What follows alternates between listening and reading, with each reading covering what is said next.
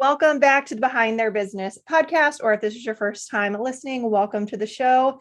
Today, our guest is going to be sharing about the story of a cancer scare with her 6-week-old son, how this completely changed her life, as I'm assuming all of us can understand that. And then also how the loss of her mother-in-law allowed her to reassess how she was living her life and really making the most of every single moment and embracing joy in life, which is, I think, something that we all need to be doing more of and just being really cognizant of that. So in her business, our guest is a teacher, coach, speaker, writer, joy mentor, former professional alpine ski instructor, which I love, and kitchen dancer, which is so much fun. So please welcome to the Behind Their Business podcast, Jan Hoath. Jan, I am so glad that you are here.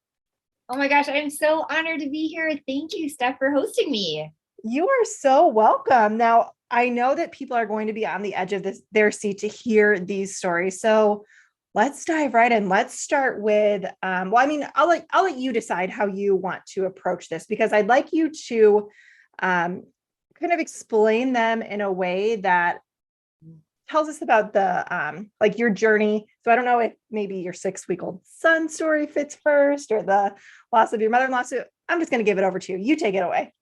All right. Well, I'm inspired to start with the story about my mother-in-law because it was the catalyst to me starting my business. Perfect. And I know you are all about like the behind the business, the raw, the real, the good, the bad, the ugly, yes. Of course, the beautiful. Of course. But the story about my mother-in-law is that, so as you shared, yes, I was a professional alpine ski instructor and I loved people. It was the conversation on the chairlifts that I loved even more than passing the passion of skiing to people on the slopes.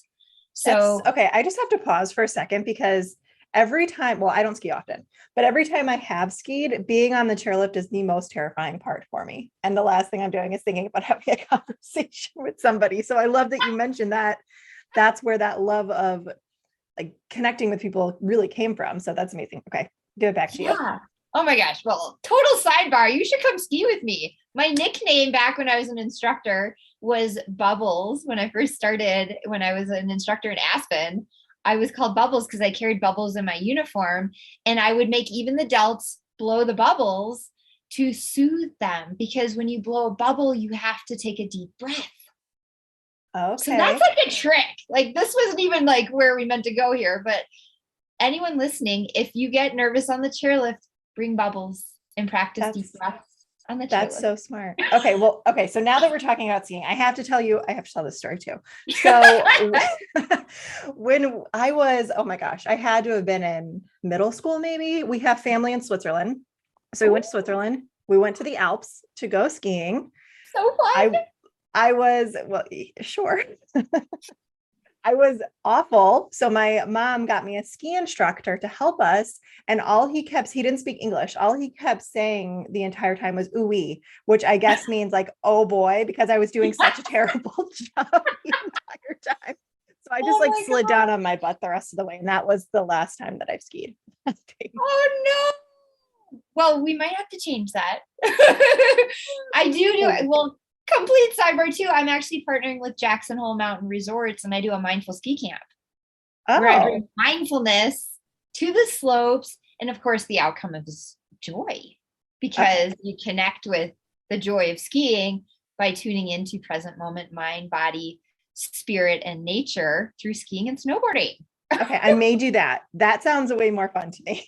So yes, we will reconnect about that for sure. But anyway, continue on with your story. Yeah, so back up time and space. And anyway, I loved your story about Switzerland. I have had the pleasure of skiing in Switzerland and it's pretty terrifying, by the way. So I'll give you some credit there because they don't have the same like ski boundaries and ski signs. There were no boundaries, zero boundaries. It was just mountains to fall down. So in all due respects for anyone listening, like I have empathy for Steph here talking about skiing in the Alps because it is crazy. I've done that. And so we're going to pivot though into how I got into my business because I was ski instructing and I ended up learning, and this was before I knew about the whole idea of life coaching, executive coaching, business coaching. I didn't know coaching. I just knew ski coaching. Right. And then kind of fast forward, and I came into this awareness of this wonderful thing called life coaching and executive coaching. And I knew I wanted to do it. I knew I wanted to get into it. And it was like, like when we have that calling inside, and you're kind of like leaning in and like, yeah, I kind of want to do this thing. And like, do I really do it? And especially as an entrepreneur, do I really do it? All these things. Well, at the time, my middle step between my business and ski instructing was real estate. I worked as a real estate professional in Aspen, and that's actually where I first was introduced to executive coaching. And I started to wake up to the fact that, like, again, I'm with people and intimate conversations around buying property, not around their life, but I realized I love the connection with people. And yet I knew I had this bigger calling. Well, I was newly married with my Australian husband, and I bet his accent is incredible. It is. I have a thing for accents, so. Yeah, if he were here, he would very joyfully come in and turn it on, but he's not right now. Maybe the next time. But anyway, and I met him through ski instructing, another long story, but what was beautiful is I have this wonderful husband, and I have this itch for something more in my life expression. I want to start this business. Well, we organized for his parents to come over from Australia to visit us and experience the American holiday of Thanksgiving, which my Australian husband just thought was wonderful. We get together, we eat a lot, we gather as community, family, and he just loved it. And so they came over to experience Thanksgiving. And my parents live in the Florida Keys, so it's a little bit of it's a tropical Thanksgiving, so super fun. Well, we have this gorgeous Thanksgiving experience with his folks. And we're all excited to have a beautiful adventure. Well, his parents had just retired, and this was like the gateway into their big retirement and everything else. Well, on the Friday after Thanksgiving, they decide they want to go explore. And we have only 2 bikes to offer them. And I just remember thinking, I really want to go with them, but we only have 2 bikes, and it's good to let them have some time. We just had a whole ton of family time.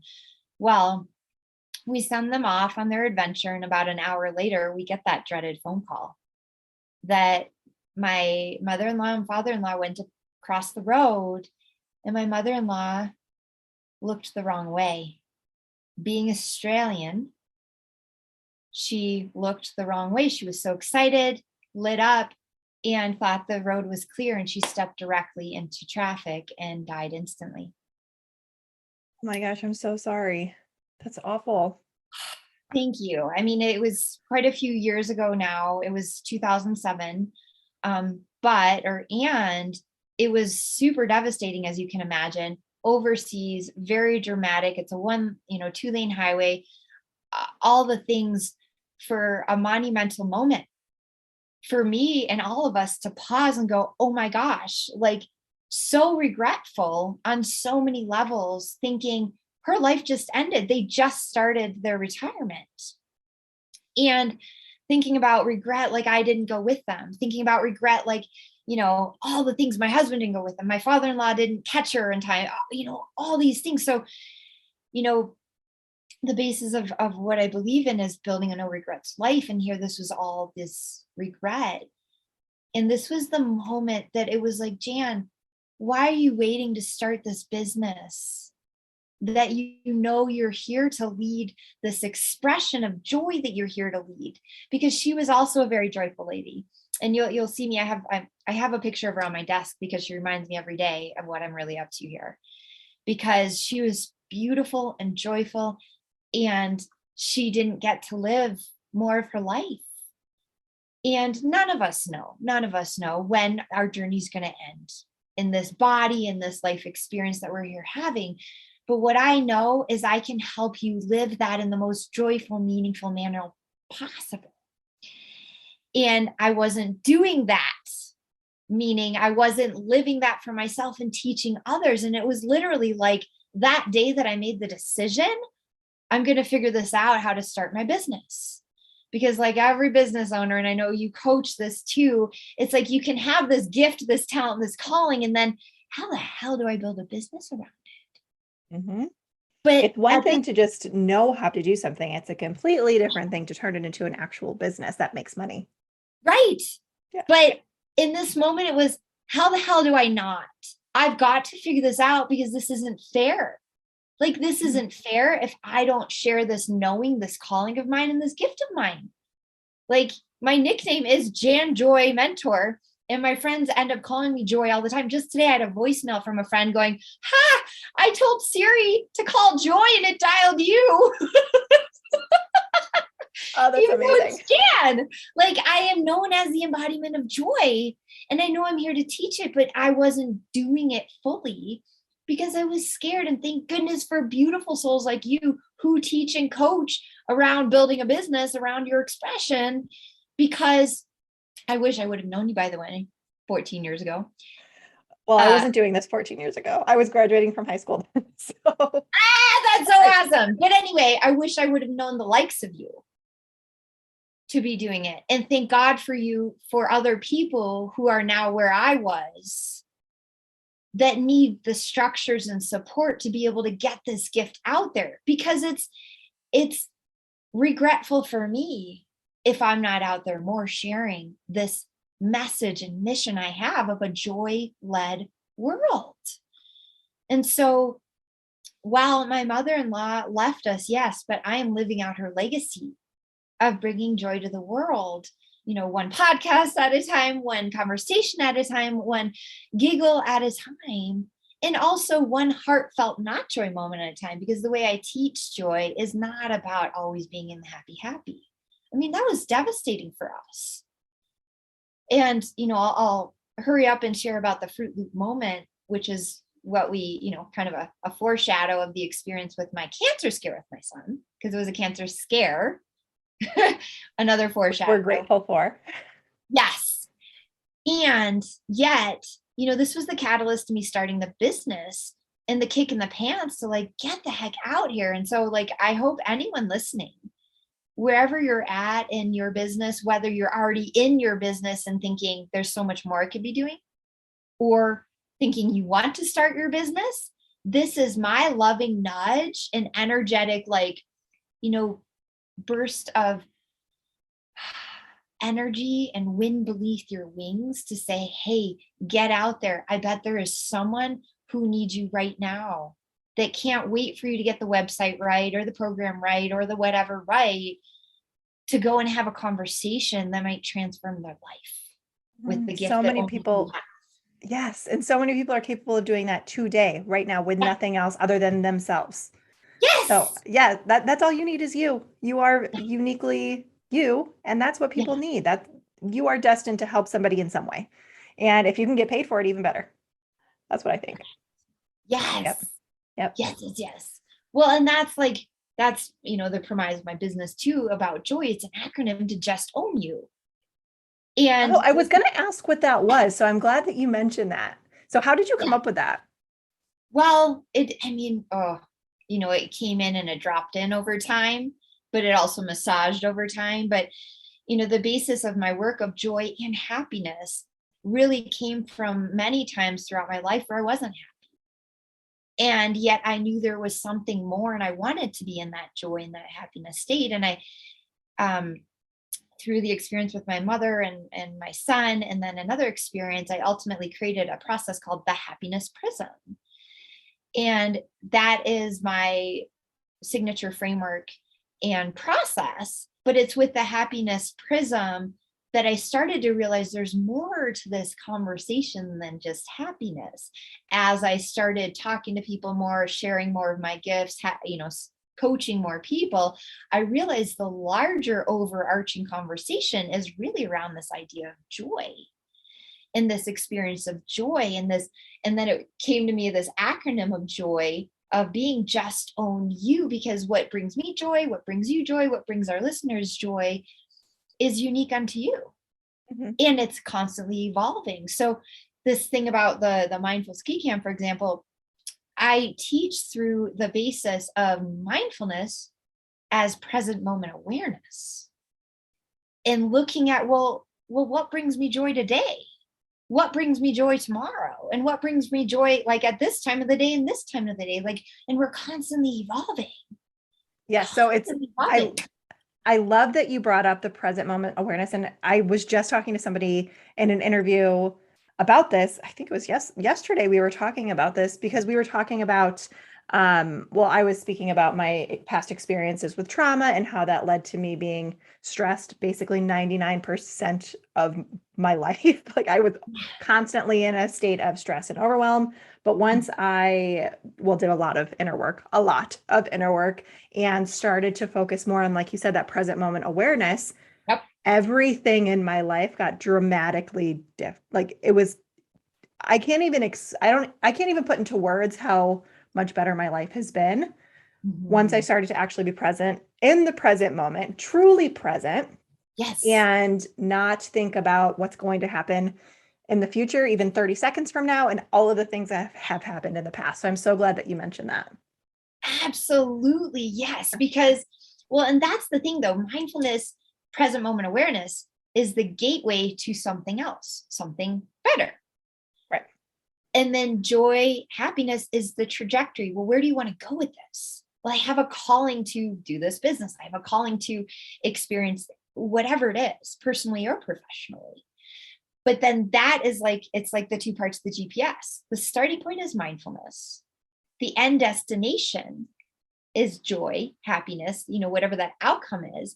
And then the vehicle is joy as I teach it, just own you, because it's constantly tuning into where am I at now? Okay, where am I at now? And then where do I need to grow from here? What do I need to implement from here? And then the process, obviously we only have a few minutes left, but the process that I found is when we incorporate elements of play, peace, and progress, which are the three elements of the happiness prism, is what optimize you to be in that present moment awareness, to move forward in an optimal fashion and face the challenges that come at you personally and professionally in optimum fashion. And that's how I faced my cancer scare with my son. Mhm. Was Now, optimized. Yeah. I want to get to that story in just a second, but I am so curious to know if you've noticed, I mean, I guess an increase in clients since COVID started, because since that started a couple of years ago at this point, Right. um, the world has been in a constant state of panic, it feels like, and nobody's really experiencing joy. So I would love to know how you have really navigated that, I guess, for yourself with your clients, if you can give people advice, because by the time this goes live, it will still be somewhat in the middle of it. So yeah, do you have any advice for people? Absolutely. And yes, I've completely experienced an increase in clients and an experience of increase of appreciation for my work. Hmm. Because all of a sudden people are in a panic and they're getting into this kind of no regrets moment of like, why am I working so hard?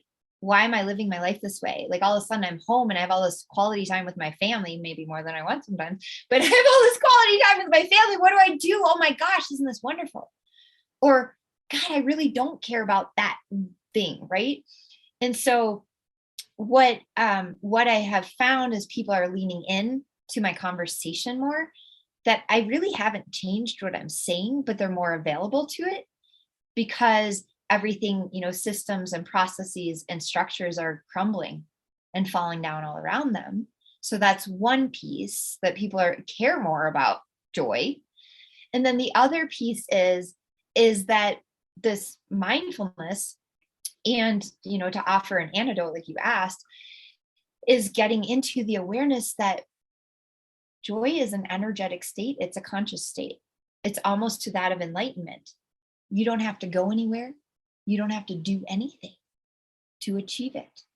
Joy is actually your greatest renewable resource, available to you at all times if you're available to it, to look for it, to be tuned in, to realize, wow, like I don't even have to leave my house and I can laugh. I can have a kitchen dance party, right? Like that's why that's, in my bio sometimes, because it's like, you don't have to go anywhere or do anything to actually achieve a state of joy. But when you achieve a state of joy just with what's in front of you, honestly, uber simplicity, that's the state that you get to be in, where you actually start making better decisions. You start looking at what really matters and you start discarding what doesn't. Hmm. So while, yes, a lot of the world's in panic, I'm inviting everyone into a conversation that I've been holding with my clients for decades now. And that is, there is no business as usual. There never was, but there really is no business as usual, especially when you're on your spiritual, truthful, soulful joy path. Because again, you are, like you said in your own experience, like when you started to live in the moment, you know, how you go about something, every podcast is going to be very different, because you know, they're sure you have your structure, but when you're in that present moment, that's what's going to make it that much more magical, because you're available to all the nuances of what's there in the moment. There really is no Groundhog Day business as usual when you let yourself stand in that place of present moment awareness. And then you look for the little joys. You look for the little things that light you up, the funny things that your 2.5-year-old does, the funny things that the dog does, or how your husband's showing up differently. But joy gets to be yours. No one else can take it from you, but no one else can claim it for you either. Mm-hmm. I also just want to quickly say, when you say stay in present moment awareness, it sounds great. It sounds amazing, but it's not that easy either. Correct. So Correct. That's why I don't I don't want people to think like, okay, I'm sitting here, I'm in my living room, I'm staying in this moment, but I still have a million thoughts coming into my head right now and I don't know how to shut them off, which that used to be me. So I can right. really relate to that, which I mean, Yes. we don't have to dive into all of this now because that's an entirely different conversation, but And also then requires, yes, yeah. exactly. Also Yeah. requires you to dive deep into yourself and figure out where those thoughts are coming from, what the root cause is, and then you will eventually get to, I don't necessarily want to call it a baseline, but maybe a joyful baseline to where Right. you Yeah. can sit in your living room and look around and actually be fully comfortable with Well, the and nothingness. right. And I so appreciate you speak to that. Right. This is just an opening conversation. This is a Yeah. gateway conversation to be completely transparent too. Joy is a muscle. Yes. Built over time and requires maintenance. It's not like the marathon runner just goes sits on the couch until the next marathon. Like you have to keep working at it, and it is a muscle.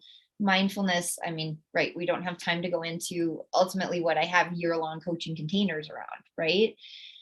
But to recognize, yes, you can start right where you're at, listening on the couch, noticing what's there. And that's all I really encourage everyone to start with.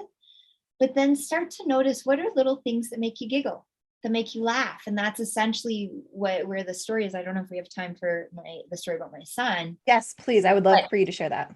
Yeah, because that is a perfect example of also where someone can start where they're at listening to the podcast right today. And so I kind of feel called to dive into that, maybe to further please help do. answer Please do. the question you proposed. And that is and I'll bring the abridged version, but essentially my son's 6 weeks old and I have a 2-year-old daughter. So I have 2 beautiful little babies and a wonderful husband. And I'm changing my son's onesie and something's not right with his arm. There's no bruising or anything, but it's kind of swollen. I can't pull a little arm over his onesie armhole. And well, 8 hours later, we find ourselves in the cancer wing of the children's hospital. And it's like, what just happened? Like, what the heck? And long story short, in this regards, something was happening on the inside of his arm, causing this ridiculous amount of swelling. Well, in the scans, the x-ray, like the bone was like missing. And it was just an inexplainable condition. So the doctors are like, we think it might be cancer. We don't know what it is, but it's life threatening because his arm's like increasing in size and it just nothing's, this is not right. Well, as you can imagine, this is a horrific moment, especially as a mom, and I'm running a business. And truth be told, my business was life coaching up until this moment. And then it became spiritual life coaching. This was like really my big spiritual awakening. Like it kind of cracked the open with my mother-in-law, but blew everything into smithereens of spirituality at this point, because that was when I realized I can't think my way out of this. I can't coach my way out of this experience. I have to be present to the horrific, nightmarish circumstance that's right in front of me. But at the same time, I have this deep knowing inside, this is not how his story ends. I just don't know how the heck we get out of here. And I don't know how we proceed. Well, I went to sleep that first night, and I'm the breastfeeding mom. So I'm staying with him in hospital. My husband's home with the 2-year-old. And the next morning, I wake up in this nightmare, horrific. I don't know which end is up, but I have something inside of me saying like, get up kind of thing. And I'm realizing I need to eat. Breastfeeding mom, I need to eat. I don't have any food with me. I open up the menu. I'm at a children's hospital, and I realize I can order Fruit Loops. And through my tears, I'm like, what? Like, I can't order Fruit Loops. My first thought is like, that's not nutritional for me or for him and all these things. But then this louder voice came over and said, Jan, you don't need nourishment for your body. You need it for your soul. That's deep. That's where I paused and went, I'm ordering Fruit Loops. So I ordered the Fruit Loops. And I'm eating the Fruit Loops in this mini moment, I'm taken away into the joy of the colors and the, like artificial everything swirling in the bowl. And I'm giggling and laughing in this mini moment of joy. And my son's in the crib next to me with all the wires. He's giggling, feeding off my energy. And so I had this micro moment of joy in a very dark hour with what is now known as the Fruit Loop moment. And, I finished the Fruit Loops, and then it's like, okay, back to reality. I got to deal with something here, but something's changed in me. I had a moment of joy. I had a moment of elevated consciousness. And this is where, I would say it's the side of the prism called play, but it elevated me and it moved me forward in thought into, well, I don't know how, but maybe some solution will come. And it allowed me to be more available to kind of looking at and coming into a space where I can make greater sound decisions. Now, nothing's changed other than my state of being. And I honored this process of the happiness prism throughout my 12-day stay with my son. But what I did is I tuned into play, I tuned into peace, which is where I got quiet. I tuned into this vision of the possibility of us getting out of here safe, healthy, and what else can be possible. And then the third side of the prism is progress.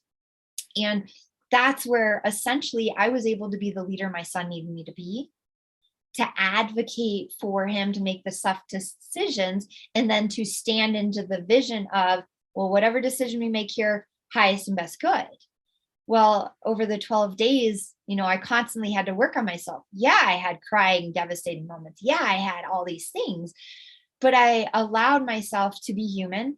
But then I also got myself into a state of consciousness of, okay, in this present moment, he's alive. In this present moment, it's okay. In this present moment, I have to make a decision. What happens next? With the doctors advising me all these things. And of course, husband and community, pulling in all of it to ultimately get to the other side of these 12 days with a medical mystery diagnosis and a medical miracle. Even the doctor said off record, this is a medical miracle. And he is a thriving 10-year-old boy now.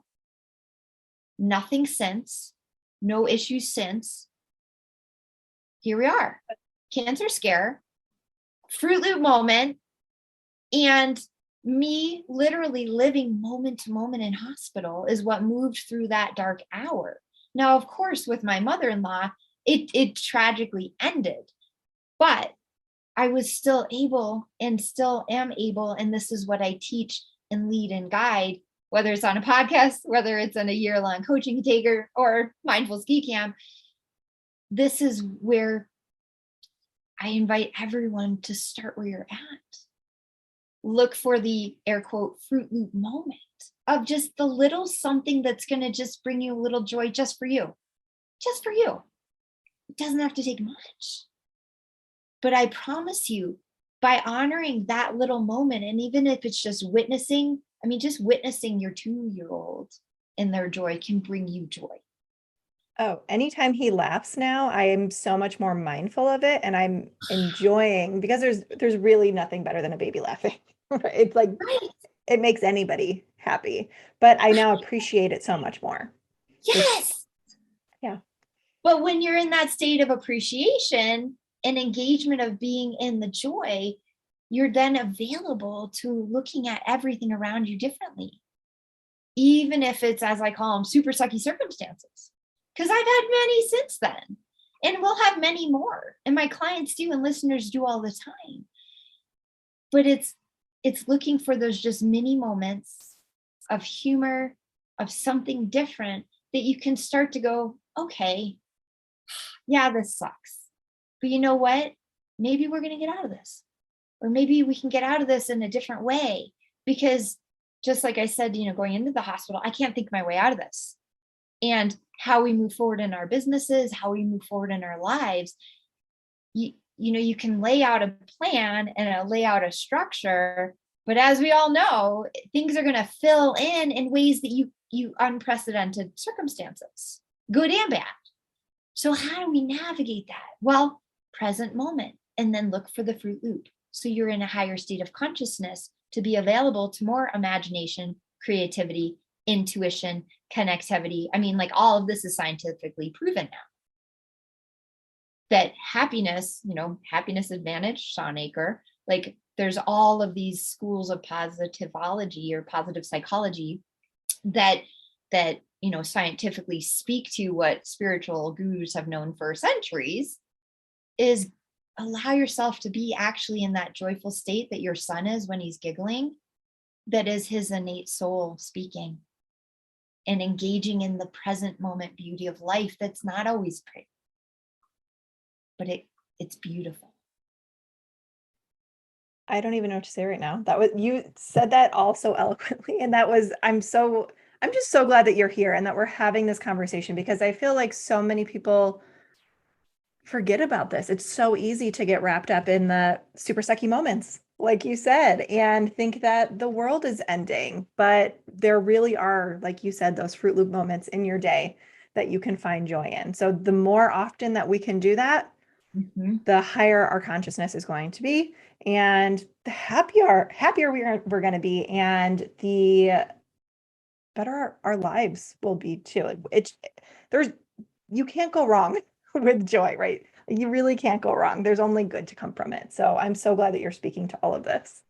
Yeah, well, thank you for the opportunity, because it makes all the difference. And I know you teach this too, but it's not what you do and say, it's how you do it. Mm-hmm. And if you show up in this higher state of consciousness in your business, that's where you're more effective with 1 or 2 posts, instead of pounding out the post because you think that's what you're supposed to do. It's no, get into your state of joy, take those meaningful actions from your highest and best self, and that's where you're going to see the results that you crave, personally and professionally. Mm-hmm. Some people I've heard call it their zone of genius, kind of similar in a way. But yes, absolutely. Work smarter, not harder. And most people know listening that I am a massive fan of systems and processes. I have embraced the masculine side of my energetic field for the vast majority of my life, and have only in the past couple of years started to embrace more of the feminine energetic. So, but the combination of both of those is really where that magic happens. Amen. Yes. Yep. Because the feminine energy is what's flowing through that beautiful pipeline that you've helped build out. Yep. Mm-hmm. Because the feminine on the own, it just leaks everywhere, right? You Right. got to have that gorgeous, powerful pipeline for it to flow through. So, like I said, I would have loved to have known the likes of you back in the day, but here we are, and you're loving so many other people now. So I Yes. so appreciate you, and I so appreciate this opportunity to bring my joy to you and your audience. Yes. Well, thank you again for being here. And I know that so many people are going to reach out to you just to be in your energy for nothing, if nothing else. So where is the best place for people to connect with you? I would probably just say my website, janjoymentor.com.